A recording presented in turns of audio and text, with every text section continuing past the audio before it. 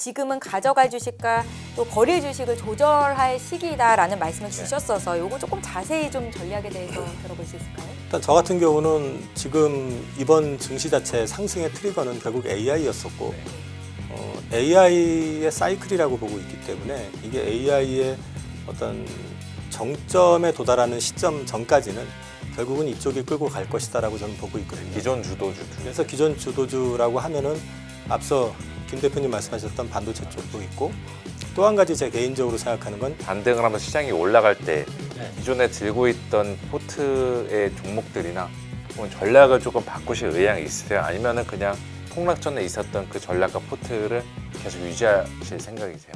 그때 있던 종목을 다시 한번 싸게 살기 위해 내가 보기엔 추가로 시킨다고 하게 되면 방사는 일단 지금은 한번 시세가 나왔기 때문에 이쪽은 좀 제외. 그리고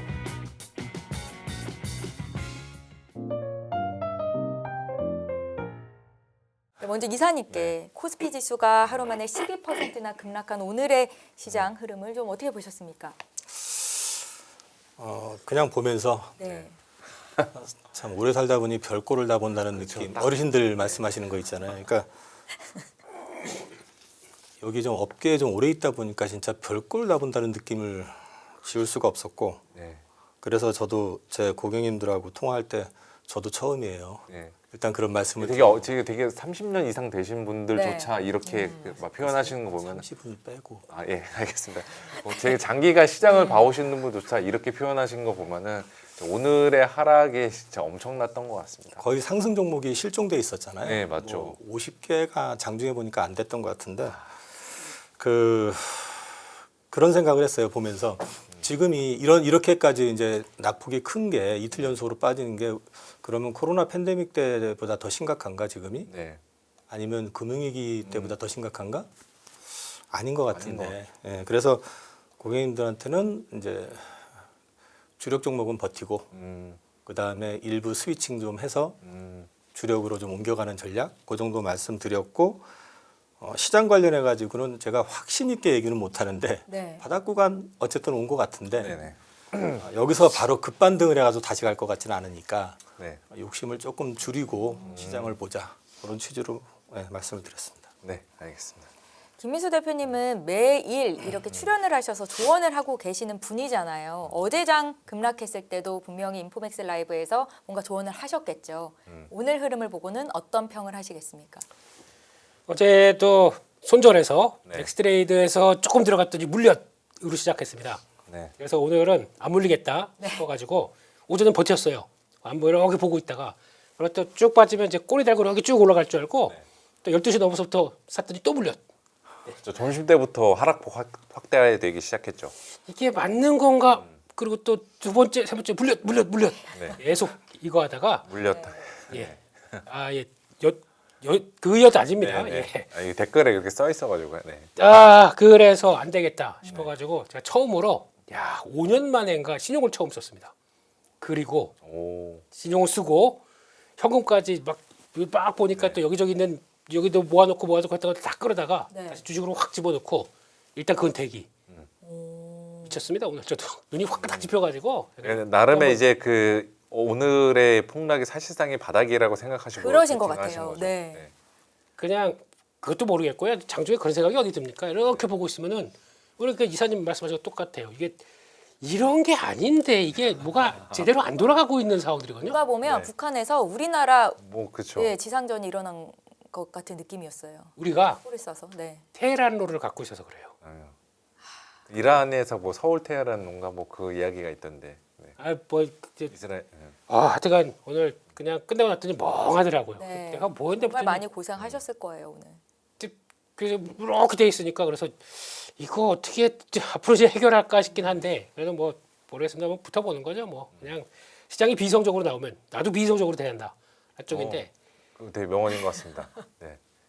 당하는 저는 별로 그렇게 근데 넥스트레이드에서 보니까 이게 조금 좀 올라와서 그나마 좀 다행이긴 한데 모르겠습니다. 제가 보기에는 이게 그냥 무슨 뭐 지정학적 어제도 말씀드렸죠. 지정학적 리스크가 아니에요. 우리 지금 그냥 어떻게 보면 제가 반성을 하는 게 네. 시장이 좀 조정을 받았을 만할 때 그때 아유 이 정도만 형은 갖고 있지 뭐라고 했는데 계속 올라오다 보니까 조정 받을 자리에서 좀 조정을 받았었어야 돼요.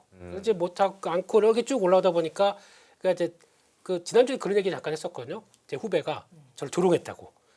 형은 신용도 이런 장에서 안 쓰고 뭐해? 이러면서 조롱했던 그 친구가 오늘 아까 끝나고 연락해봤더니 일십하더라고요, 카톡을. 그런 거 보니까 그게 무서운 거죠. 그래서 저도 너무 이 상승장에 취했었나라는 생각도 하고 있는데 그러다 보니까 이런 급격한 변화가 나왔다는 거에 대해서는 뭐 당연히 그냥 그러면 후폭풍이 나올 수도 있겠구나 생각하는데 너무 심하잖아요, 이건 진짜. 그래서 내일 그냥 기도하는 마음으로 자겠습니다. 오늘. 오늘의 급락의 배경이 지정학적인 사건이 아니라면 뭘로 보고 계셨던 거예요? 그냥 피로감 쌓였던 보니까 오늘 그 반대면에 나오는 것 중에서 네. 신용이 안 되니까 그런 것까지 있었대요. 그러니까 신용 안 되면 대형주 주식 선물로 들어가지. 네.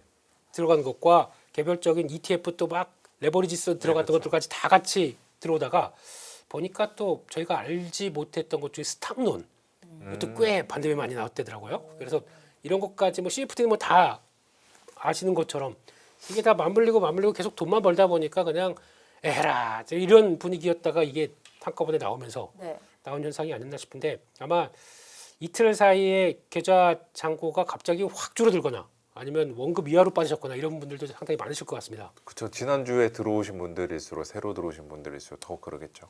네, 요즘 종목 상담을 하기가 두렵습니다. 다 잘못하게 되면 고점 연결돼 보니까 그럼에도 불구하고 이게 타락이 그냥 뭐 순차적으로 나왔던 게 아니라 쌓이고 쌓였다가 한 번에 나왔기 때문에 일단 제가 보기에는 돌아가면 또 급하게 나올 수도 있다고 생각이 들어요. 근데 그렇게 나오는데 중요한 거는 급하게 나왔다고 아이고 이제 또 마음 통 놓고 할 땐 또 아닌 것 같고요. 변동성이 계속 터질 수가 있기 때문에 관리는 좀 해가야겠다. 그래서 급하게 올라오게 되면 또 줄일 거 줄이고 그다음에 다시 또 압축해서 봐야겠죠. 네. 알겠습니다. 댓글창을 보니까 다른 방송에서도 오늘 풀 현금으로 베팅한 고수들이 많다라고 하시더라고요. 네. 그럼 대표님은 지금 현금 비중이 없는 거죠? 아닙니다. 그래도 그럼에도 불구하고. 그럼 모아놨다니까요. 네네. 내일 혹시나 더 빠지면은 내일에 대한 막연한 두려움. 그러면 또 대처할 게 있었는데 그때 가서 현금 찾으면 안 됩니다. 그럴 때는 네. 또 여보 아시죠? 네. 좀 설거지 오늘 내가 할게. 오늘 요즘 식세기를 쓰니까 식기세척기를 쓰니까 청소 내가 할게. 쓰레기 내가 버릴게 하면서 이제 이런 거 있죠. 와이프론. 네, 이것도 적극적으로 써야 활용해야죠. 네. 저희가 그 인포맥스 라이브 시작 전에 이승조 팔로더머니도 제가 이제 진행을 했었는데 그 대표님께서도 삼성전자, SK 하이닉스를 풀베팅했다라는 말씀을 주시더라고요. 그만큼 전문가들은 오늘 장을 좀 바닥으로 확인을 한 거다라는 생각이 저는 개인적으로 들어서 그렇죠. 또 여쭤봤습니다. 네. 그러면은 그 이사님이 보시기에 오늘 이틀 동안 지금 거의 20% 정도 단기간에 폭락을 했는데 네. 그게 우리나라 증시의 펀더멘털 훼손 어떻게 보면은 뭔가 우리가 모르는 악재가 있어서 지금 시장이 이렇게 주가가 빠진 걸까 이렇게 보고 계시지 않으신 거죠? 그냥 복합적으로 꼬인 것 같아요. 우선 이번에 사실은 좀 과매수 구간인 거는 다들 네. 인지하고 있었는데 저 같은 경우도 되게 리스크 관리를 잘한다고 좀 인정을 받았었는데 이번에 리스크 관리를 거의 못했던 게 지난주 금요일이 제가 최근 몇 년간 최고가였어요. 고객님들 전체가 다. 오. 그러니까 불안한데 계속 치고 올라가니까 야 이게 그러고 이제 주말에 이렇게 정리를 하면서 고객님들한테 전쟁 나기 전에 네. 메일 보낸 게 일부를 옮겨갈 생각이다. 음. 그래서 월요일부터 조금 정리해서 봐서 코스닥 쪽으로 액티브 펀드 나오는 거 네. 전후해가지고 옮겨갈 생각이에요 했는데 전쟁 터지고 옮겨갈 안 좋죠. 틈을 별로 안 주고 그래서 이제 기계적으로 이제 정리한 거 몇 개 좀 있고 그거 외에는 뭐 그냥 지켜봤는데 펀더멘탈의 이슈라기보다는 좀 복합적으로 좀 꼬였던 것 같아요 우리는요. 그러니까 우리가 뭐 유가에 제일 민감한 나라다 뭐 네, 맞아요. 이런 것도 있고 근데 그 사실은 핑계인 것 같고 제가 보기엔 솔직히 말하면은 과매수했고 과열 구간에 들어가 있었던 차에 네. 외국인들은 계속 매도를 했었어요. 별 의심이 다 들잖아요. 저기 외국인들 파생 쪽 보면 선물을 12월에 한번 얻어맞고 네. 다시 또 매도를 7조 원 이상 쌓았다가 싹 정리했다가 갑자기 또 7조 원 이상 매도를 만들어 놨었어요. 그래서 얘들이 뭐 알고 했나? 이제 그런 의심이 들 정도로 이제 그런 것도 좀 있었고 그 구간 속에서 주가를 더 떨어뜨리게 하려면은 결국 계속 노이즈를 만들어야 되잖아요. 뭐 환율도 1,500원까지 올라갔었던 올리고. 것도 비정상적인 거고 뭐 유가 때문에 어쩌고 이것도 역시 마찬가지고 호르무즈 뭐 붕괴되면 우리만 죽어요? 다 같이 뭐 죽죠. 다 죽는 거예요 어차피. 근데 우리만 유독 그런다는 것 자체가 그러니까 그게 이제 과매수됐었던 부분들에 대해서 후유증을 유발시킨 것 같아요. 그래서 오늘 같은 경우 특히 오후 들어와서 급락했었던 걸 가만히 보시면요, ETF 자금들이 굉장히 많이 매도가 나왔어요. 그게 딱 눈에 보이는 게 딱 봐도 레버리지 ETF 쓴 계좌들 네. 뭐 거의 다 녹아 있을 가능성이 높거든요. 특히 코스닥으로 들어온 경우에는 코스닥 3천 얘기 뭐 어쩌고 하면서 그렇죠. 엄청 들어왔죠. 막 들어왔었던 거 있잖아요. 지금 그 오르기 전 때 지수 때까지 지금 다 빠져버렸거든요. 지금. 아, 그 그러면 뭐- 천이 깨졌어. 장중에 천이 깨졌어. 지금 네. 물가 기준으로도 깨졌습니다. 아, 그러네. 네. 그러면 야. 뭐 레버리지 쓴 경우에는 답이 없는 거잖아요. 지금. 그러니까 이제 그런 물량들이 다 투매가 나오면서 일단 정황상으로 봤을 때는 오늘이 단기 바닥일 가능성은 분명히 있어요. 그리고 외국인들도 보면 오늘은 호흡 조절을 했다는 느낌이 드는 게 그 거래소 기준으로 보면 코스닥은 계속 받쳐놓고 사고 있었고 네. 거래소는 보면은 장중에 8천억, 9천억에 있다가 갑자기 1조 4천억 매도가 나오고 네. 그리고 나서 개인하고 ETF 자금 투매 나오면 그걸 또 쓱 받아. 네. 그래놓고 나서 또 반등 나오면 팔고 이 짓을 하더라고요. 그러면서 계속 봤는데 장 막판에 전 그래서 전 반등 줄 줄 알았거든요. 네. 근데 지수 빠지는데 외국인들은 계속 매수가 잡히는 거죠. 그럼 결국은 올려서 잡은 게 아니라 밑에다 깔아놓고 있었다는 얘기죠. 그걸 갖다 체결이 된 예, 거고. 투매가 그걸 체결시킨 거죠. 그리고 종가 무렵에 선물이 한 2조 원 가량 네. 베팅이 들어왔죠. 그러면 결과적으로 봤을 때 외국인들도 단기 바닥을 좀 염두에 두고 움직였을 가능성이 있다. 일단은 그렇게 생각이 되는데 그렇다고 해서 앞서 말씀하신 것처럼 돌아선다고 그래가지고 또 흥분할 장이냐 그건 V자 아닌 것 반등은 같고. 쭉 하고 막 그런 건 아닐 거다. 그런 건 아닌 것 같고요. 반등 나오면은 그때 가져갈 주식, 버릴 주식 조금 나름대로 분류를 해서 제가 고객님들한테도 말씀드린 게 욕심을 조금 버리자. 지난주 금요일 생각하면 속 터지는데 그렇죠. 수익 벌어놓은 것들 많이 이제 좀 어느 정도 그 날리셨을 거 아니에요. 그게 진짜. 그러니까 주력 종목들이 다 난리가 났었으니까요. 네. 현 이렇게 그것도 고가 나왔고 그렇죠. 삼성도 그렇고 그래서 어떻게 이게 비중 조절을 못 하겠더라고요. 이게 가는데 내가 이걸 어떻게 정리해? 네. 그리고 주말에 월요일 날 좀 줄여야지 했다가 줄이지도 못하고 이제 이렇게 됐는데 이제 좀 욕심 줄이자. 그래서 이제 지금 말씀드린 건 반등용에서 조금 포트 리밸런싱을 좀 하려고 그렇게 지금 생각을 하고 있습니다. 네. 그러면 이렇게도 볼 수가 있겠네요. 지금 V자 반등이 어려울 수도 있다라는 거는 아마도 이제 일부 혹은 좀 많은 사람들이 이참에 반등 나올 때 물량 정리하자 이렇게 반등 시 하방 압력을 받으면서 V자보다는 이제 완만하게 상승을 하게 되는 그러한 좀 경로로 저희가 보면 될까요? 그러니까 원래 제가 생각했었던 그림은 사실은 저기 거래소는 그제 2월달에 글을 고객님들한테 써서 보냈는데 네네. 한 길면은 한 개 분기 정도는 좀 늘어질 가능성이 있다. 근데 이렇게 단기간에 이렇게 될 거라고 생각 안 했고 대신에 이제 코스닥 쪽에서 조금 매기가 좀 생기지 않겠느냐. 그래서 이제 방향 전환을 조금 고려해 보자. 그래서 이쪽에서 수익 난 거 정리해서 이렇게 넘어가 보자는 쪽으로 말씀을 드렸는데 그 짓을 못 했는데 어쨌든 네. 지금은 양쪽이 같이 빠진 상황이라고 그러면 네. 지금은 밸류에이션 매력이 오히려 코스닥보다는 코스피가 있잖아요. 그럼 지금부터는 이제 진짜 가져갈 주식, 네. 버릴 주식을 좀 구분할 필요가 있고 코스닥도 그렇다고 그래가지고 지금 사실 오늘 코스닥 보면은 무참하게 박살났거든요. 그러니까 제가 사고 싶었던 주식도 제가 살려고 했던 가격 대비해서 한 10,000원 가까이가 빠졌는데도 손이 안 나가더라고요. 근데 사실 어떻게 생각해 보면은 이게 기회일 수도 있어요, 지금이요. 그래서 저는 바닥만 어느 정도 확인이 된다 그러면은 지금부터는 좀 준비해야 될 것 같다. 포트 리밸런싱에 대한 부분들. 그래서 저는 펀더멘탈의 변화라고 생각은 안 하고요. 이게 조정 받을 때 조정을 받으면서 가야지 사실 주가가 탄탄하게 움직이는데 네, 맞죠. 너무 급하게 움직였다는 것 같아요. 그런데 이제 그 부분에 있어 가지고 저는 다시 돌아가도 아마 정리 못했을 것 같아요. 금요일 날로 돌아가더라도 워낙에 네. 이게 뭐야 싶을 정도로 올랐기 때문에 세죠. 진짜 세죠. 에너지가 너무나도 넘쳤던 예. 거죠. 그래서 다시 돌아가도 정리는 어차피 못할 것 같으니까 네. 그거에 대한 기억은 좀 지우고 지금부터는 조금 마음을 내려놓고 네. 포트 정리를 좀 다시 하자 그런 취지입니다. 네.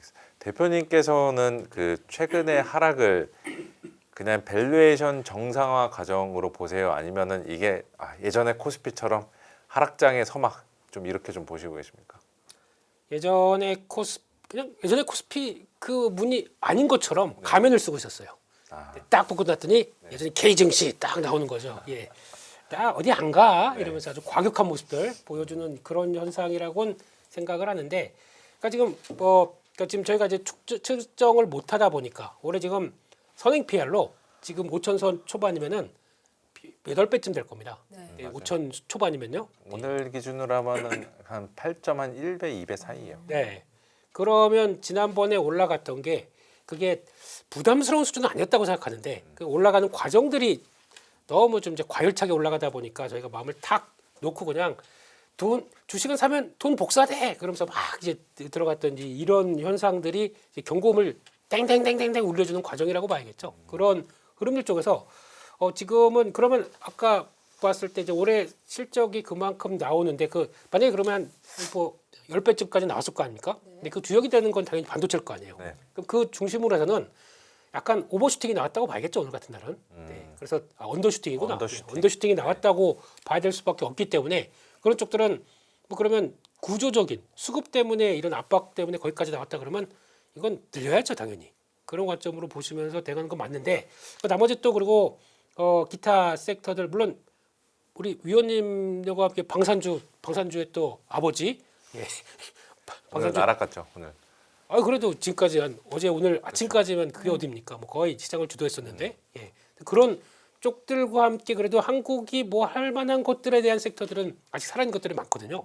근데 오늘 조선주도 저렇게 빌리는 것도 이해가 안 가고 예. 그러니까 그냥 이게 내 체력이나 펀더멘탈보다 시장이 밀리니까 일단 다 집어든 거 던진 거죠. 그런 쪽에서 나왔던 변화라고 하게 되면 오히려 이런 상황 쪽에서 급한 사람들은 뭐 다 던지면서 아우 시장 못 하겠어 이렇게 나오는 거고 그리고 또 이걸 이거는 놔둬야 되는데 다른 걸 정리하면서 신용을 메꾸든가 뭐 레버리지 청산하든가 그렇게 되면 그런 과정 쪽에서 코스닥은 무슨 코스닥 그냥 다 집어던지는 거죠. 네, 그런 관점에서 나오다 보니까 더 이렇게 변화가 들어왔다고 봐야 될 것 같고 네. 이제 안정 찾으면 이제 다시 이제 약간 이제 다시 시작되는 거죠. 어떤 레이스가 뭐가 강하고 뭐가 주도가 되고 이런 모습들은 다시 돌아올 것 같은데 이 상황 쪽에서 다시 전고점 때까지 빠르게 돌아간다. 아니면 정상 어느 정도 회복한다 그러면 일단은 반도체겠죠. 거기 포인트를 맞추고 볼 생각입니다. 네. 알겠습니다. 대표님께서는 V자 반등으로 가장 먼저 올라올 거를 반도체 쪽으로 보고 계신데 오늘 강세 약세 업종을 좀 정리를 해주시면서 여기서 눈여겨볼 만한 거 있으면 좀 강세 알려주시겠어요? 업종이 있었어요. 조금 있었구나. 네. 할 게 없어요. 오늘 이거는 네. 그냥 쓰면서 네. 해야 되나라고 하다가 그냥 그러면 하락이 많았던 그런 업종 업종들. 중에 눈에 띄는 섹터가 반도체 이외에 어떤 게 가장 있으셨을까요? 네, 일단 또 상승 종목 자체가 네. 47개입니다. 상한가 포함. 네, 상한가는 아시는 것처럼 투흥. 네. 네. 아시죠? 예.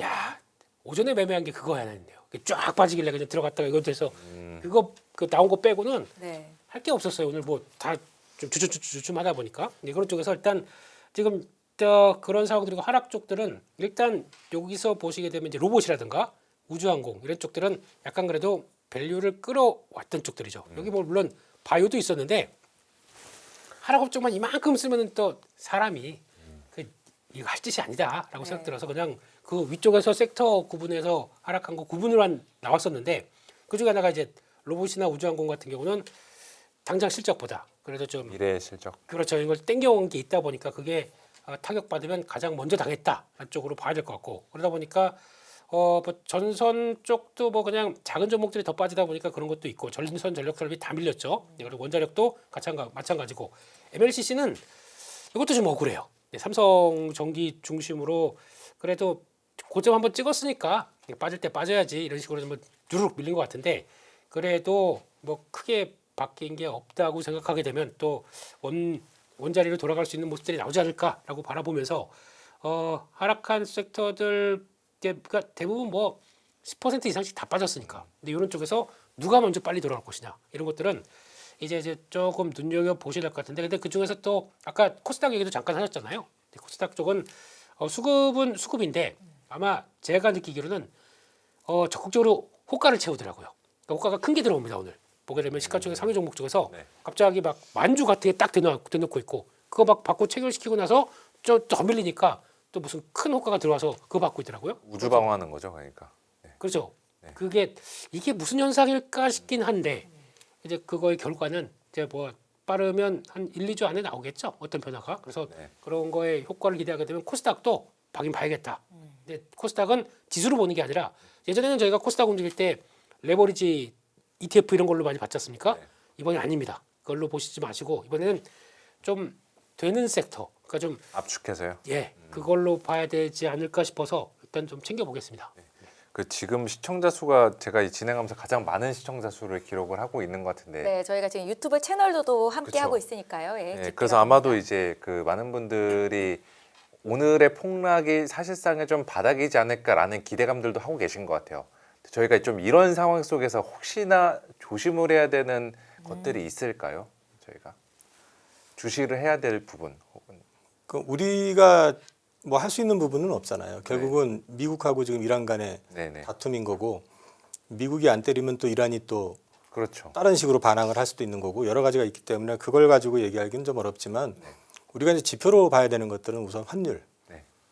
환율을 건드려 버리면은 사실은 외국인들 입장에서도 부담스럽고 또 실제 투자하는 입장에서도 저도 네. 환이 갑자기 이상 급등을 해버리게 되면 주저하게 되거든요. 1,500원 갔다가 막 네, 이렇게 뭐 이런 식이 돼버리면 그래서 오늘 뭐 하는 총재께서도 뭐 언뜻 분위기는 괜찮다라는 또 뉘앙스로 말씀을 하셨던 것 같은데 환율 여전히 주시해야 되고 결국 지금까지 항상 보면은 증시 하락을 주도했던 거는 네. 처음에는 외국인들이 밀어가지고 보통 일반적으로 빼고 그거를 개인 투자자들이 받다가 못 받으면 이제 주저앉기 시작하는 거잖아요. 그러면서 이제 또 요즘은 워낙에 또 SNS가 발달돼 있으니까 별별 얘기들이 다 나오잖아요. 루머 만들어 네, 루머를 뭐 엄청나게 만들어내잖아요. 그게 사실 여부를 떠나가지고 또 뭐 해외 저는 그거 어떻게 찾아내는지 모르겠지만 하여튼 뭐 해외 기사들까지 막 공유해가면서 네. 뭐 그런 얘기들 나오니까 이제 그런 것들에 너무 휘둘리시기보다는 지표를 일단 보실 필요가 있고 지금은 어쨌든 하락을 주도했던 건 외국인이기 때문에 네. 네. 외국인들의 매매 동향을 좀 보실 필요가 있다. 그래서 오늘 어쨌든 종가 무렵에 외국인들이 선물로 강하게 매수 들어온 거는 의미가 있다. 네. 그렇게 보고 있고 그 다음에 그 외인들도 야가 가지고 보통 외국인들이 매수할 때 보면은 적극적으로 받아냈는데 아까도 말씀드렸지만 밑에다 깔아놓고 던지는 걸 그냥 받는 식이었단 말이에요. 장중 내내.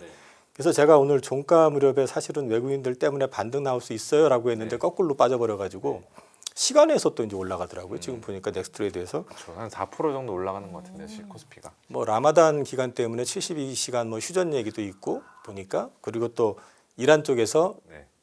협상 제안을 했다. 뭐 뉴욕타임즈에서 그래서 지금 나스닥 선물 보니까 뭐 플러스로 지금 반등을 하는 네네네. 것 같아요. 근데 그것도 사실은 또 뭐 후속 나온 얘기는 또 이스라엘에서는 현혹되지 말라고 또 적극 반대했다.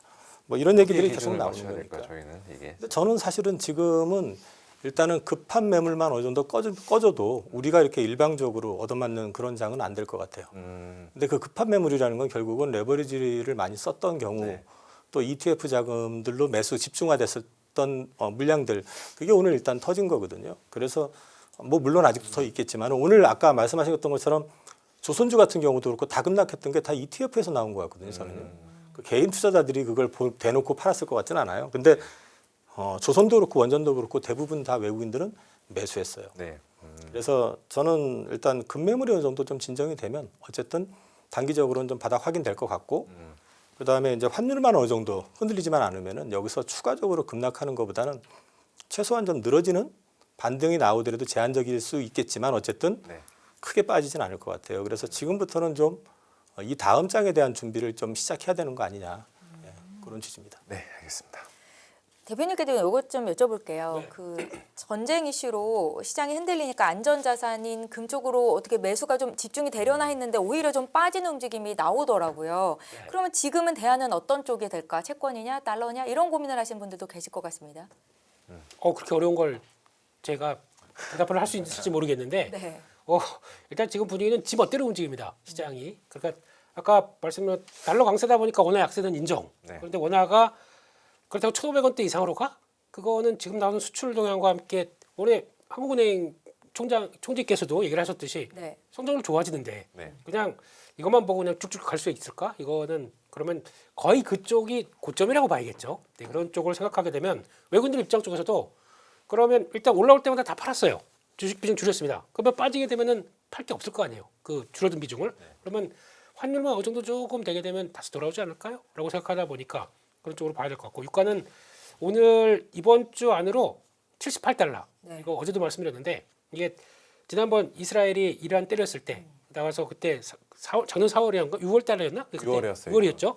그때 쭉 하고 올라갔던 때가 $78였습니다. 거기 이상으로 이번에 호르무즈 해협까지 봉쇄했는데 거의 이상을 안 가네요. 그러니까 WTI 기준으로. WTI 기준으로. 네. 예. 그렇게 되면은 여기서 마무리 짓고 그냥 게 좀 약간 힘 빠지게 되면은 그 뭐 $100 간다, $120 간다 그런 얘기가 없겠죠. 그러다 보니까 오늘 보니까 아시아 시장에서 우리는 그렇다고 쳐도 가장 많이 빠진 국가가 대만입니다. 대만이 4% 빠졌습니다. 제가 보기엔 그 정도면 됐었어요, 솔직히. 근데 그 이상으로 빠진 거는 조정 없이. 그러니까 대만이나 일본이나 한 지금 4년 동안에 2배 났거든요, 지수가. 우리는 1년 만에. 1년 만에 2배, 2.2배인가 이 정도 나오다 보니까 그러니까 지금 급하게 올랐던 것들이 빠르게 또 청산되다 보니까 이런 과정이다라고 압축된 걸로 보여주는 거죠. 네. 그런 쪽으로 보게 되면 그냥 에휴 그냥 나올 조정 한 방에 나왔다라고 생각하는 게 더 맞지 않을까 생각하고 있고 그런 쪽에서 지금 만약에 여러 가지 상품 쪽에서 보니까 지금 비트코인은 또 $7만 넘었어요. 회복했어요. 예. 시세 회복하고 있어요. 예, 그러니까 그런 걸 봤었을 때는 솔직히 그렇지 않습니까? 전쟁 때린 애가 막 웃고 있으면서 이스라엘 막 쫙 신고가 가는 거 보게 되면은 이거 뭔가 좀 이상하잖아요. 그렇게 됐었을 때 일단 초기로 돌아가게 되면 이제 이거 전쟁 날 것 같아 국지전이라도 날 것 같아 그러다가 한번 빵 나게 되면 처음에 출렁했다 그다음에 쭉 올라가는 과거의 흐름을 봤었을 때 그런 기조로 가는 게 맞겠다라고 하게 되면 지금 이제 무슨 얘기가 나오든 간에 네. 뭐 장기화만 되지 않게 되면은 이제 회복하는 쪽으로 나오지 않을까라고 바라보고 있습니다. 그러면 지금 가장 좋은 쪽은 위험 자산이 낙됐다라고 생각하고 있습니다. 뭐 여기서 뭐 그렇다고 지금 원자재를 지금 여기서 들어가서 뭘 한다든가 뭐 아니면 뭐 채권 이거 잘 모르겠어요. 이거 모르겠고 이거는 뭐 고용지표 나오고 거기다가 또 이제 연준 의장 되실 분들 얘기까지 들어보게 되면 그때부터 뭐 전략 싸움 될 것 같고 지금은 가장 많이 단기적으로 빠진 위험 자산인 그것도 K 증시가 예, 너무 아프다. 좀 네. 약 좀 발라주세요. 이런 느낌으로 보겠습니다. 예. 네, 알겠습니다. 알겠습니다. 시청자 여러분들께서 지금 가장 궁금한 게 아마도 대응 전략일 것 네. 같은데 앞서서 이사님께서 지금은 가져갈 주식과 또 버릴 주식을 조절할 시기다라는 말씀을 네. 주셨어서 요거 조금 자세히 좀 전략에 대해서 들어볼 수 있을까요? 일단 저 같은 경우는 지금 이번 증시 자체 상승의 트리거는 결국 AI였었고 네. AI의 사이클이라고 보고 있기 때문에 이게 AI의 어떤 정점에 도달하는 시점 전까지는 결국은 이쪽이 끌고 갈 것이다라고 저는 보고 있거든요. 기존 주도주 그래서 기존 주도주라고 하면은 앞서 김 대표님 말씀하셨던 반도체 쪽도 있고 또 한 가지 제 개인적으로 생각하는 건 AI 디바이스가 되는 그쪽에 메인을 갖고 있는 회사는 현대차 그룹이다. 네. 저는 그렇게 생각을 하고 있습니다. 그래서 이제 그런 쪽의 움직임은 저는 지속될 가능성이 높다. 이렇게 말씀을 드릴 수 있을 것 같고 그리고 이제 코스닥 액티브 ETF 네. 이제 3월 10일 출시액이 나오고 있는 상황인데 상식적으로 봤을 때 그게 맞다고 보거든요. 코스닥을 활성화시킨다고 그래가지고 인덱스를 산다는 거는 지금 현재 코스닥의 어떤 체질을 놓고 봤을 때는 쉽지 않은 얘기라고 저는 생각을 해요. 그러니까 여기 있으면 안 되는 애들이 있게 되는 그런 결과. 그리고 좀 시가총액 상위 그 내용을 살펴봐도 사실은 이상한 사람, 뭐좀 이상한 답답한 업체들 있죠. 네. 예, 그런 구조가 돼 있기 때문에 그거를 인덱스로 끌어올리는 것보다는 거기서 선별돼서 움직일 수 있는 그런 장 네. 그런 걸 좀 감안해서 보실 필요가 있기 때문에 오늘 같이 바이오 섹터가 이렇게 추풍 낙엽처럼 뭐 기본 15%뭐 이렇게 다 빠졌더라고요. 그래서 맞아, 추천했죠, 진짜. 이거는 기회가 될 수도 있겠다. 저는 개인적으로 아까도 말씀드렸었지만 제가 살려고 했던 게 주식이 한 6만 원, 7만 원 하던 건데 오늘 5만 원대 초반까지 빠졌었어요. 그런데도 손이 안 나갔어요, 사실은요. 워낙에 다른 것들이 정신 없어가지고 나중에 보니까 뭐 저는 제 것만 많이 빠진 줄 알아가지고 네. 그냥 나중에 보니까 원전 주식도 그렇고 뭐 전부 다 기본적으로 오늘 박살이 나 빠졌죠. 있더라고요. 네. 그래서 이게 전체적으로 조금 그 시장이 좀 놀랬구나라는.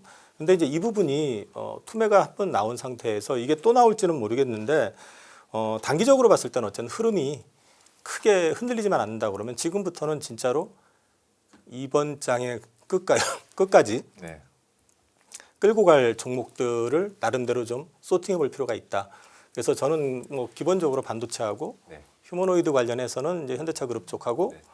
그다음에 이제 바이오 섹터하고 그리고 원전 일부 그리고 조선 일부 이 정도로 해가지고 포트를 지금 좀 줄이려고 지금 준비하고 있습니다. 그 최근에까지 그냥 계속 시장을 끌고 왔던 애들, 얘네들을 다시 그냥 사는 전략이네요. 사실상 이 폭락을 이용해서.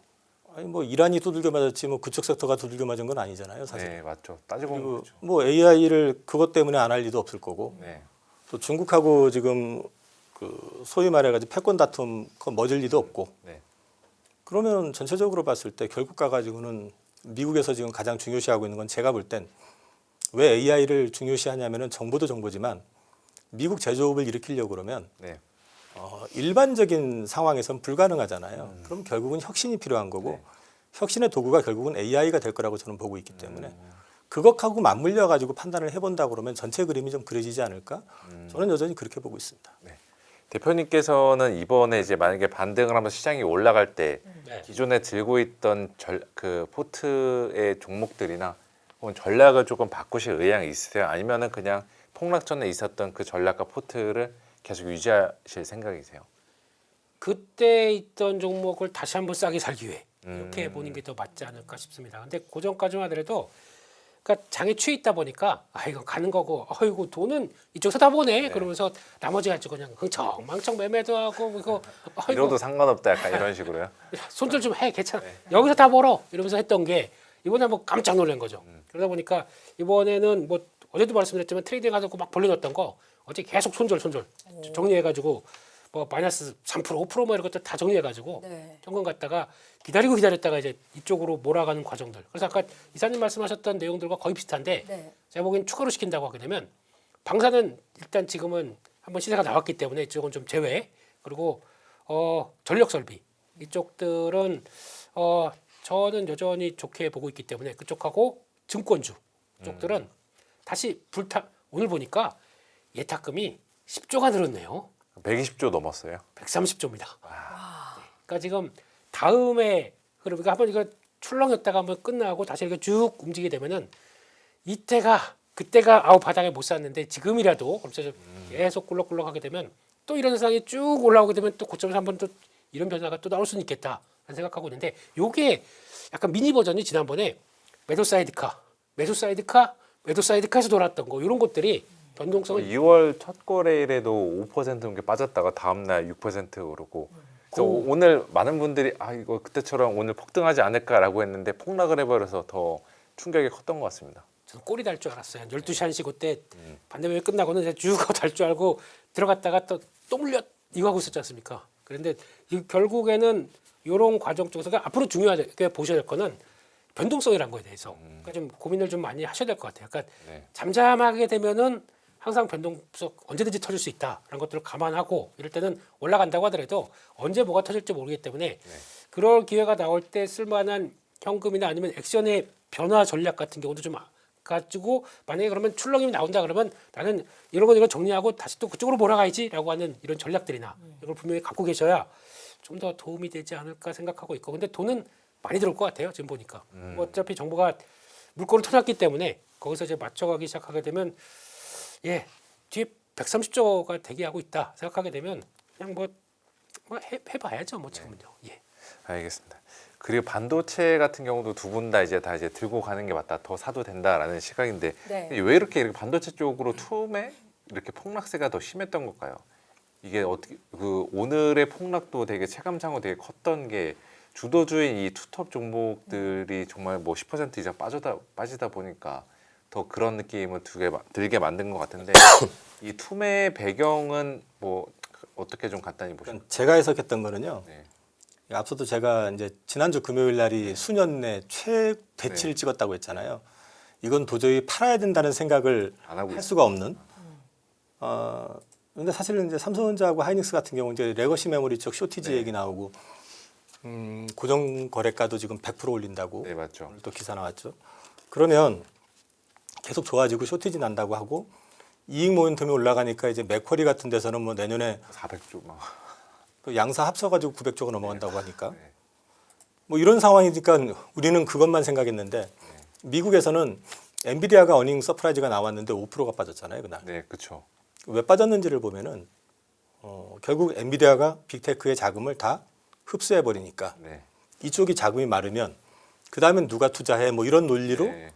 이제 빠졌잖아요. 그러면 그 논리로 따지면 이쪽에서 자금 말라서 투자 못하면은 엔비디아 쪽으로 들어가는 칩도 역시 마찬가지일 거 아니에요. 반도체에도 타격은 있는 예, 거고. 그래서 이제 사실은 그런 노이즈들이 중첩이 돼가지고 저는 한국 증시에서 왜 지금 뭐 P로 보면은 이제 7배, 5배 뭐 이렇게까지 떨어지는데 그렇죠. 굳이 왜 이걸 팔아라고 하는데 마찬가지 맥락에서 미국에서 AI 관련된 주식들이 편하지가 않은 구간인데 네. 우리만 계속 올라간다는 건 사실은 좀 밸런스가 맞지 않잖아요. 저는 그런 것들이 하나의 트리거가 된 것 같아요. 그 대표님께서는 그 반대로 역 트리거가 될 수 있는 거 하락의 트리거가 말고 네. 상승의 트리거 중에 하나가 혹시 내일이죠. 브로드컴 실적. 네. 이거는 좀 어떻게 좀 전망을 하고 계십니까? 그러니까 차라리 기대가 없었으면 좋겠어요. 브로드컴이요? 네, 기대 없으면은 알아서 이 정도면 하고 내가 항상 지난번에 지난 작년이었나 엔비디아가 실적 발표고 쭉 밀렸는데 네. 브로드컴 실적 발표고 또 올라갔습니다. 맞죠. 그런 기억이 있다 보니까 이번에도 그런 변화가 나오게 되면 그나마 특히 좀 에이지게 뭐 이런 얘기 나오면서 엔비디아 못하면은 물론 그렇다고 해서 CPU 막 이렇게 이야기 나오고 막. 그러니까 엔비디아가 못한다고 그거를 뭐 또 브로드컴이 잡아먹는 건 아니겠지만 그쪽에 커가는 쪽에서 브로드컴을 또 부각받으면서 이렇게 나온다 그러면 그것도 하나의 트리거가 될 수도 있겠다고 생각하고 있고 또 이번에 제가 잘 몰라서 좀 이렇게 전쟁만 생각하고 있지만 또 이번 주 가면 고용 보고서 나옵니다.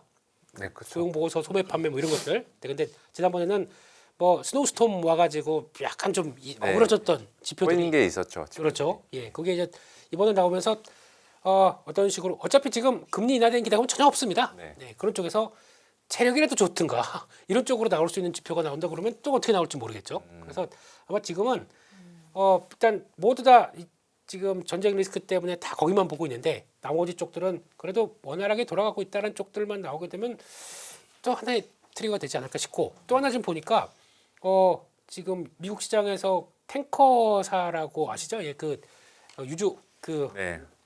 LNG나 아니면 또 원유를 실어 나르는 이쪽들이 지금 최근에 한 3배가 올랐어요, 운임이. 네. 근데 주가는 지금 최근에 빠집니다. 고점에서 이렇게 빠집니다. 못 빠지는 거예요.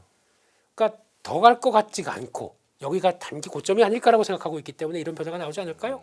그렇게 되면 이거는 좋은 변화죠. 그러니까 최근에 또 주가도 많이 올랐어요. 최근에 거의 한 50% 올랐습니다. 주가들이 다. 그러다 보니까 약간 그렇게 나오기 시작하게 되면 하나의 전조증으로 그러면 요걸 통해서 그러면 뭐가 어떻게 될지 모르겠지만 주가가 미리 먼저 반영을 한다고 보았을 때는 유가가 더 못 올라가는 쪽으로 약간 나오기 시작하게 되면 좀 한숨 놓일 수 있는 상황들이 되지 않을까 싶어서 그것도 한번 봐야겠다 싶습니다.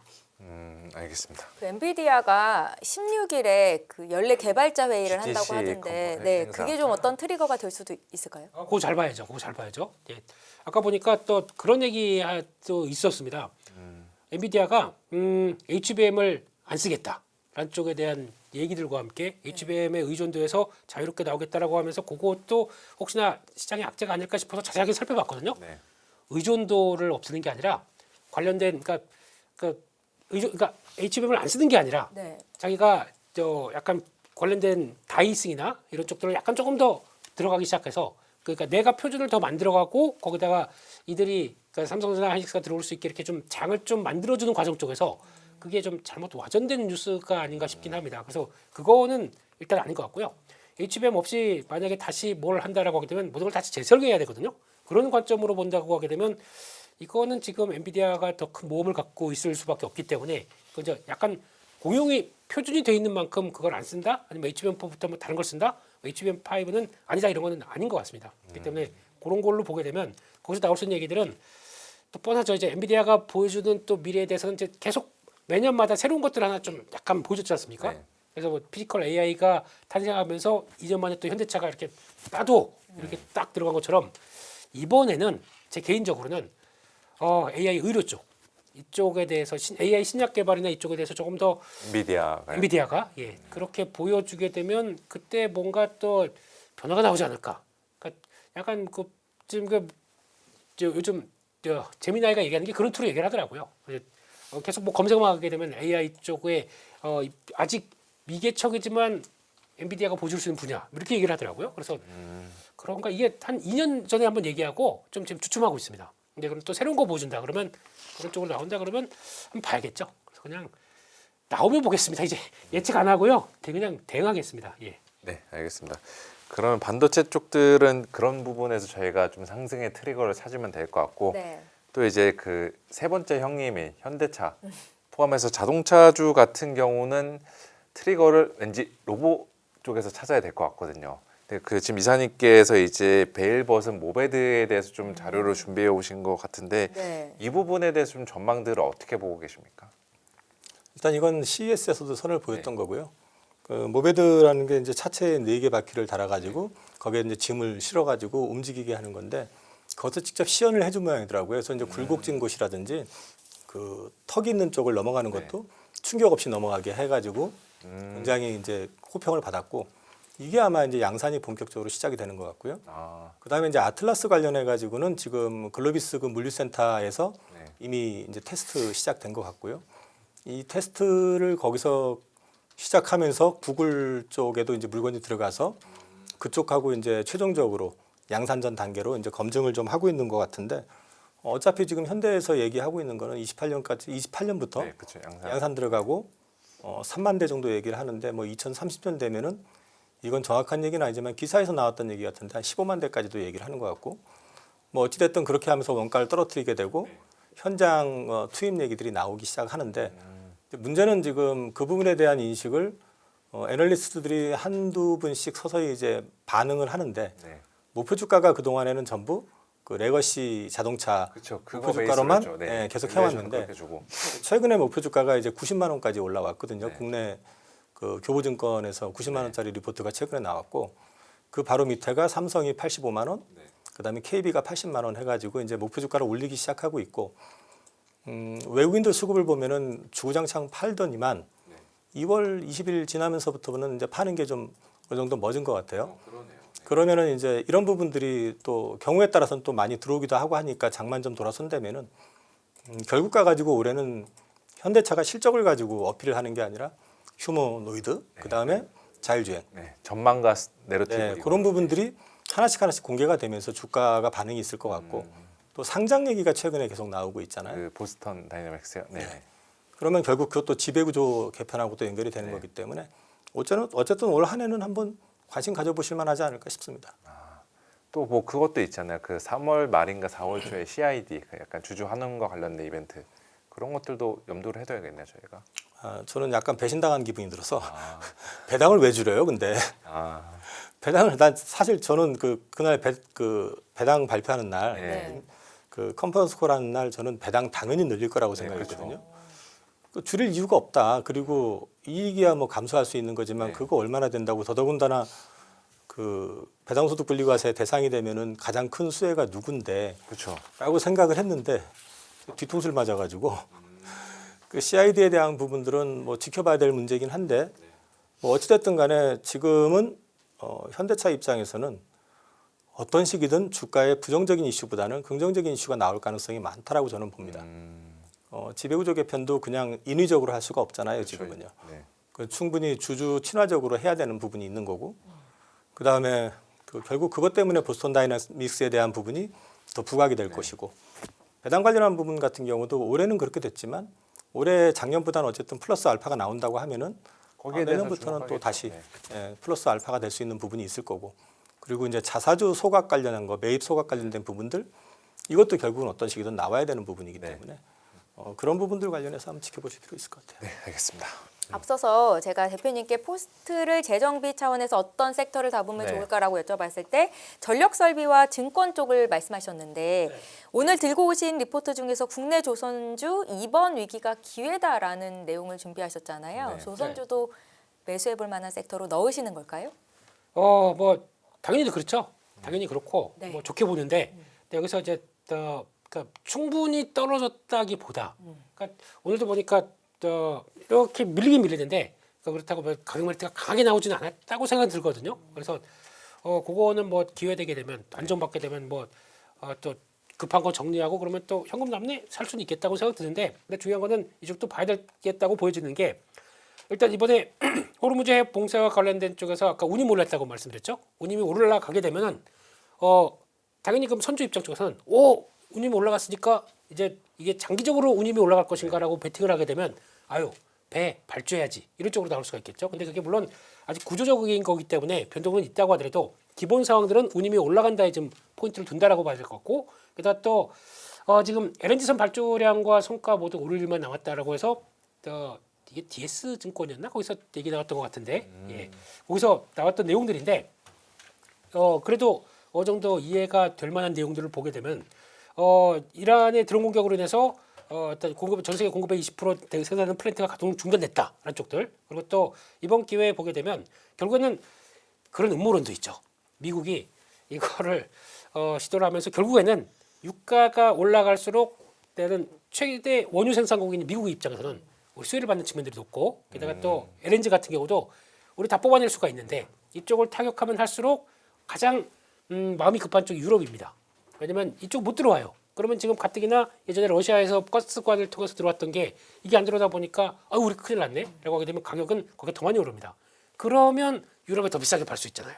미국 입장으로. 그러니까 음모론적인 시각이지만 전쟁도 약간 미국의 더 비즈니스로. 네, 그렇게 또 해석을 하는 쪽 월스트리트 저널에서 나온 얘기입니다. 네. 저도 그럴 수도 있겠구나라고 생각을 하는 부분들이고 그렇게 되면은 그러면 미국에서 나온 것들을 뽑아내서 운반은 누가 하냐라고 봤을 때 그렇게 됐을 때 오히려 LNG 수출이 중동의 위기가 미국은 기회다라는 쪽으로 보는데 그렇게 되면은 요거 한번 보시게 되면은 지금까지는 여기서 중동 쪽에서 특히 카타르가 또 중요하게 LNG 쪽을 많이 터치를 했다라고 하게 되면 이렇게 가는 거랑 또 이렇게 오는 거랑 같이 합치게 되면 한 6,500캐리밖에 안 되는데 네. 미국 입장에서는 이거 여기 때려놨으니까 이제 거기선 좀 생산이나 여러 많이 중단되고 거기다가 가격은 올라갔고 그러면 자 우리 거 써. 그래서 이렇게 들어오는데 그럼 이렇게 해서 파나마 운하를 통해서 이렇게 들어오게 되면 네.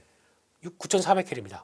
훨씬 더 멀죠. 비용이 많이 나오는 거죠. 비용이 많이 나고 그러면 또 더 성능 좋은 LNG 보관할 수 있는 그런 배들이 필요하겠죠. 그런 쪽에서 봤을 때 비용 그러면 이런 입장으로 본다라고 하게 되면 선주 입장 쪽으로는 오히려 더 발주를 할 수 있는 기회가 되겠죠. 그 수요가 줄어들 가능성은 없나요? 수요가? 이 상황에서 에너지는 AI 데이터 센터니 그리고 또 에너지는 계속 많이 써야 될 수밖에 없는 특히 아시아 쪽들은 다 첨단 산업 특히 우리나라만 하더라도 반도체 쪽에 전기 많이 들 거 아닙니까? 이런 쪽으로 계속 또 가동률이 높아갈 텐데 그러면은 이런 쪽에서 모든 에너지에 하려고 노력하겠지. 지금 뭐 LNG 복합 화력 발전도 그렇고 뭐 신재생도 그렇고 막 그런 관점이라고 하게 되면 여기서 지금 LNG를 줄인다라고 생각하기 좀 어렵을 거 아닙니까? 그리고 또 이번에 무역 합의를 통해서 네. 일본도 얼마 수입하겠다는 쪽들도 나고 있고 하다 보니까 그런 쪽으로 보게 되면 자연스럽게 이게 발주가 늘어나고 할 수 있지 않을까 싶어서 뭐 톤마일까지도 한 2배 가까이 늘어난다라고 하게 되면 거의 2배는 아니겠지만 2배 가까이 늘어나게 되면 그런 쪽에서 여러 가지가 그러면 운임이 올라가면 자연스럽게 성과도 올라갈 거 아닙니까? LNG 운반선 같은 경우는 그런 쪽에서 나왔을 때 기대도 할 수 있겠다라는 쪽인데 이거는 중요한 건 수주가 나오는 거 봐야겠죠. 그러면서 이제 그때부터 아직까지는 그냥 기대감의 영역이다. 그냥. 그러니까 지금 나오긴 있습니다. 뭐 툭툭 한 척 두 척 이런 식으로 나오고 있는데 이게 복합적으로 해서 뭐 큰 것들이 나오기 시작한다라고 하게 되면 그때부터는 또 인식이 바뀔 수가 있기 때문에 이런 관점들은 오히려 이게 알지 못하게 수혜를 받는 쪽들도 있을 수 있겠구나라고 생각하고 봐야 되지 않을까 싶습니다. 네, 알겠습니다. 중요한 거는 요거는, 네. 지금 LNG 캐리어를 만들 수 있는 데가 한국하고 중국밖에 없잖아요. 네네. 미국에서 끌고 오는 거는 다 미국 프로젝트잖아요. 그럼 저건 다 100% 우리 거란 얘기거든요. 근데 지금 작년 말에 봤던 리포트를 보면 올해 최소 80에서 100척 정도 발주 가능성 얘기가 나오고 있고. 미국에서요? 네. 그렇기 때문에 이 부분을 감안해서 봐야 되고 그리고 이번에 그 이란 그 타격하기 전에 그 포도가 항공모함이 가다가 뭐 화장실이 고장이 났네 뭐 이런 얘기들 나왔었잖아요. 네. 근데 그게 실제로 났다는 말도 있더라고요. 그게 그동안에도 이미 몇 달 이상을 갖다 지금 육지에 정박을 안 하고 계속 돌아다녔었기 때문에 네. 사실 지금 미 해군의 상황 자체가 그렇게 녹록하진 않아요. 그러면 그 부분에 있어서 프로젝트 역시 마찬가지로 얼마 전에 2월이었나요? 그때 그 행정명령 관련해서 네. 얘기 나왔었던 게 앱스 이제 그거? 예, 네. 건조하는 거를 갖다가 우방국에서 할 수 네, 있게끔 맞죠. 그런 부분들까지 감안해서 보신다고 그러면은 조선주가 오늘 이렇게 좀 왜 이렇게 됐지 싶을 정도로 네. 빠진 거는 조금 과했던 것 같아요. 과했다. 네. 그러면 LNG 발주와 관련된 국내 기업은 어느 쪽이 있습니까? FLNG 같은 경우는 우리가 지금 그 LNG 그 해저 LNG 개발하는 쪽으로 해가지고 첫 번째 프로젝트를 제시한다고 하는데 FLNG 쪽은 우선 삼성중공업이 가장 유력할 것 같고요. LNG 캐리어만 놓고 얘기하라고 그러면 3, 4, 0이 다 가능할 것 같고요. 근데 이제 조건이 아마 그 미국 내 투자 그걸 전제로 해가지고 이제 얘기가 되는 거기 때문에 현재 요건이 충족된 거는 한화 그 정도고 삼성은 조인트 벤처 뭐 이런 얘기 나오는 것 같고 그리고 이제 현대 같은 경우는 구체적으로 좀 검토 단계 들어간 것 같기 때문에 그런 거 감안해서 보신다고 그러면은 결국 그 많은 척수를 사실은 우리 한 군데 어떤 조선사에다 줘도 감당 못해요. 어차피 그 분배가 돼야 되거든요. 그래서 그런 거 감안해서 보면은 3사 모두에게 기회가 있을 것 같습니다. 네, 알겠습니다. 자, 앞서서 질문 드리고 싶었는데 그 음모론 말씀하셨잖아요, 대표님. 미국이 이렇게 이란을 전쟁에 일으킨 이유가 자국의 유가나 LNG를 가스를 팔기 위해서다. 그런데 그렇게 되면 인플레는 못 잡게 되는 거 아닐까요? 일시적인 거겠죠. 네, 당연히. 되게 예리한 질문이었어요. 네. 네, 근데 비웃으셨습니다. 지금. 아니 비우는 게 아니라 네. 내가 백악관 대변인인가 이런 생각이 들어가지고 저는 그런 사고는 아니고 그런 음모론이 있다더라. 그래서 공감은 한다는 쪽이 있는데 이게 오래되게 되면은 안 되겠죠. 그리고 오래 될 수가 없는 게 4월 달부터 다들 증산한다고 난리예요. 지금 뭐 오페크 플러스도 그렇고. 근데 물론 증산해도 호르무즈 해협으로 나와야 됩니다. 네. 그러니까 거기에 좀 풀려야 돼요. 네. 그런 상황들은 보는데 그래도 이때가 기회다 그러면서 저 같아도 다른 국가들도 다 증산하려고 준비하겠죠. 그러다 보니까 유가가 오래 이게 뭐 장기화되지만 않게 되면은 오래 갈 일은 아니지 않을까라는 쪽에 우리 베팅은 하고 있는데 그래도 또 선거 앞두고 이게 한번 들썩해져서 자기 지지 기반이었던 화석연료 쪽들이 이렇게 좀 숨통 튀어주는 게 어딥니까? 그래도 우리 대통령 한 건 했네. 그들은 그렇게 생각할 거기 때문에 그런 정도만 보겠습니다. 그렇게 무서운 얘기 하지 마세요 저한테. 예. 아니, 국내 네. 비축유가 한 200일 정도 견딜 수 있는 양이다라고 저는 이제 들었는데 그게 맞는지 그럼 한 200일 정도는 저희가 유가 급등락에는 그렇게 크게 타격을 안 받을 수도 있는 건지 이것도 궁금한데요. 일단 휘발유 올라가네요. 그래서 빨리 이미 오르고 있던데요. 네. 올리고 있던데요. 네. 1,730원? 네. 네, 거기까지 또 오르겠죠. 지금 약간 그런 게 원래 요만큼 올라도 휘발유는 이만큼 오르는 그런 구조다 보니까 네. 그렇긴 네. 한데 근데 이게 그래도 그나마 지난번에 몇 년 전에 그래도 30일을 더 늘렸습니다. 그래서 그나마 이렇게 비축유가 더 늘어난 거예요. 그래서 그때 그렇다고 하더라도 아마 근데 또 그런 건 있을 거예요. 비축유 방출하게 되면 또 채워넣어야 돼요. 그럼 또 수요가 들어옵니다. 근데 그러다 보니까 그건 뭐 돌고 도는 얘기라고 한다고 하더라도 이게 그렇다고 해서 우리도 어떻게 보면은 1년에 10억 배를 써요, 한국이. 근데 거기다가 유가 10달러만 올라도 그게 100억 달러 하면은 이게 또 부담이 큰 거죠. 그게 다 어디로 들어오냐면 인플레이션 압력으로 우리도 들어오겠죠. 그러다 보니까 그래서 오다가 이렇게 약세로 가고 하는 이런 과정들이 나오는 게 아닐까 싶긴 한데 뭐 거기 따지면 주식 못 해요. 그렇게 하면 주식 못 하고 그냥 그런 과정들이 이어지는 현상이 아닐까 싶기 때문에 그런 정도로만 보고 유가 분석하고 그러면 저 유가 터빈 쓰고 유가 딜러 해야겠죠. 네, 그래서 그냥 그런 정도만 보겠다라고 봐야 될 것 같습니다. 네. 알겠습니다. 지금 7,000명이 넘는 네. 분께서 인포맥스 라이브와 함께 해주고 계신데 마지막으로 저희 세 분께 내일장을 임하는 투자자 여러분들에게 조언 한 말씀 좀 여쭙고 마무리를 짓고 싶습니다. 먼저 이사님. 그냥 좀 험해 보이기는 하는데 저는 아직까지 장이 추가 상승을 위한 어떤 과정의 하나라고 생각을 하는데 그게 사실은 조정을 받았어야 되는 부분에서 안 받고 네. 급하게 올랐었기 때문에 그걸 과격하게 받는 구간이다. 그 정도로 생각을 하시면 될 것 같고 이런 지금부터는 사실은 작년까 어떻게 돌아보니까는 2월 달까지가 되게 편했던 장인 거예요. 또 거꾸로 보니까. 근데 이제 지금부터는 진짜 울퉁불퉁할 수가 있으니까 좀 레버리지 쪽보다는 좀 자기가 가져가고 싶은 쪽만 중심으로 범위 내에서 안전하게 좀 끌고 가시는 것도 나쁘진 않을 것 같아요. 그러니까 저는 여력은 충분히 있다고 생각하는데 여력은 충분히 있다. 중간에 한 번 또 이런 돌발적인 상황은 언제든지 나올 수 있다. 네, 김민수 대표님도 한 말씀 주시죠. 짧게는 네. 내일 갭상승이 나오잖아요. 그럼 한번 또 출렁이 나올 수 있습니다. 짧게는 아침에. 왜냐면 추가로 레버리지 청산이 오늘 통보받으면 내일 못 내 그러면은 일단 반대매매 나가는 부분들이 있을 거 아닙니까? 네. 그것도 짧게 소화할 수 있기 때문에 그것까지 감안한다 그러면 아침부터 또 넥스트레이에서 막 또 매수하지 마시고요. 끝났어 그러지 마시고 약간 또 타이밍도 봐가시면서 좀 아까 우리 이사님 말씀하셨듯이 길게 볼 것들 찾아가시는 게 좋을 것 같습니다. 지금부터는요. 내 집 마련, 주식 대박, 자녀 교육 모든 고민의 끝엔 언제나 돈이 있습니다. 어른이라면 모른 척할 수 없죠. 그 시작은 경제와 투자를 제대로 아는 것입니다.